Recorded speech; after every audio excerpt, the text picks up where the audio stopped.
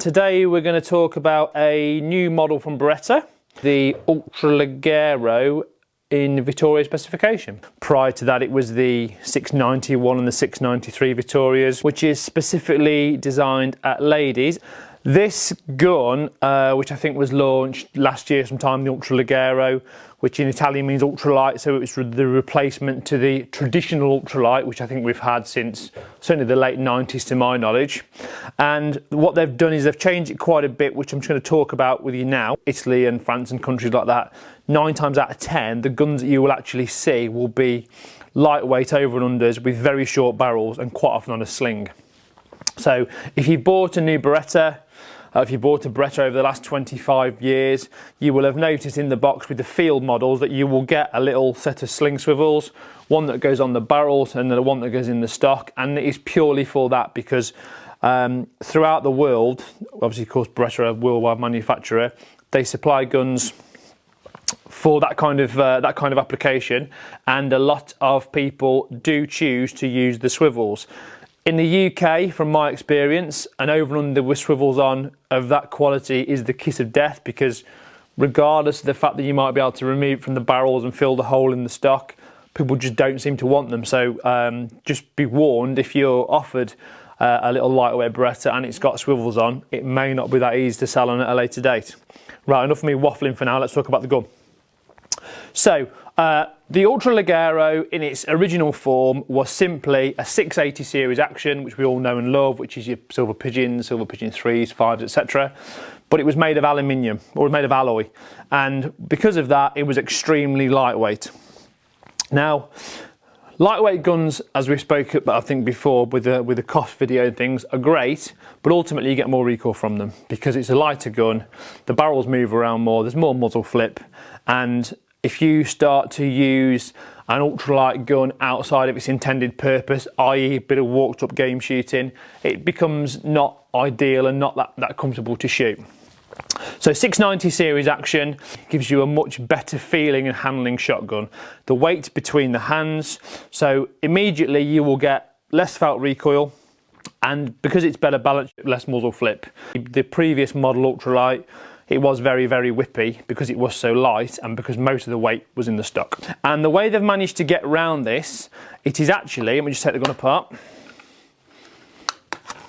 So it's an alloy action, but in order to reduce the weight even further, what they've done rather cleverly, just push that button back across. So alloy action, but what Beretta have very, very cleverly done is inserted into the action, where the action's milled out, you've got polymer insert. Polymer is essentially plastic. Plastic doesn't weigh anything. So the overall weight of this shotgun in 30-inch barrels is £6 6 ounces, which is very light. Because this 690 is a different design to the 680 in terms of the balance and the handling, it is a light gun and it does still kick, but in terms of what the traditional ultralight used to be like, it is a much, much better gun. So one of the reasons that I've never been a fan of the original ultralight is because it kicked like a donkey, and that's because it had nominal bores. So by nominal bores we mean 18.4, very tight, and with a tight bore you get more recoil. Fast forward to 2021, I think it came out, and what we've got here is we've got 18.6 Optima HB bores. And just by making the barrel diameter, the bore diameter that bit wider, again, bigger surface area, and it reduces the recoil even further. To such a point that, whereas the initial ultralight was only available ever in 26 and 28 inch, because again, it's a gun that's designed for walked up game shooting, primarily in the mountains of Europe, let's not forget that. And this is now available in 30 inch, which makes it much more pointable and much more and a better choice for modern day game shooting and for even clay applications. So it's the Beretta Ultraleggero Vittoria, built on the 690 action. This one's 30 inch, £6 6 ounces in total, which is ridiculously light. How Beretta have managed to get the weight down. It's a game specification, so it's got a 6mm narrow rib, which again makes a massive difference to the weight of a gun. You take 4mm of metal, a 10mm versus a 6mm rib, and have 30 inches of it, and it can knock 2, 3, 4 ounces off sometimes. As well as that, you will notice that the barrels are floating. So floating barrels, again, reduces the weight. This one's 3-inch chambers. Don't know why you would want 3-inch chambers on a gun this light.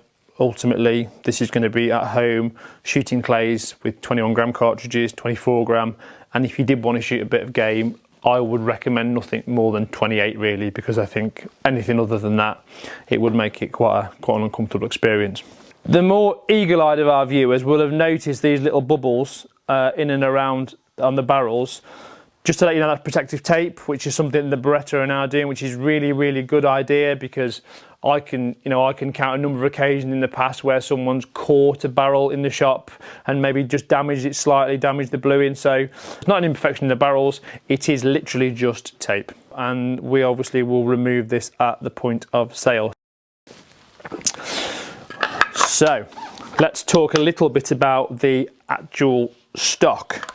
So the bottom one is the Ultraleggero Vittoria, and the top one is a latest spec Silver Pigeon 3, and you can see the difference between the two stocks. So the Ultraleggero Vittoria is much narrower, much smaller in the pistol grip. Now this is because primarily ladies have got smaller hands than guys. They have shorter fingers as well, so they sometimes find it harder to reach the trigger with a conventional, I'm going to say, bloke stock. So that is a huge plus, because up until 4 or 5 years ago, when ladies specific guns sort of came on the market, you couldn't get anything like that. And also, if you take a standard stock, it's very difficult to produce that, because you'd have to have more wood to start with, so it's impossible. Without having a stock made, you've never had the option to do something like this. Monte Carlo, so what that allows is, first and foremost, because you haven't got a conventional degree of drop, it means that for new shooters, whether you mount the gun there or whether you mount the gun there, the sight picture is almost the same, because there's very, very little, if at all, any drop, if any drop at all. Get my words out, Matthew.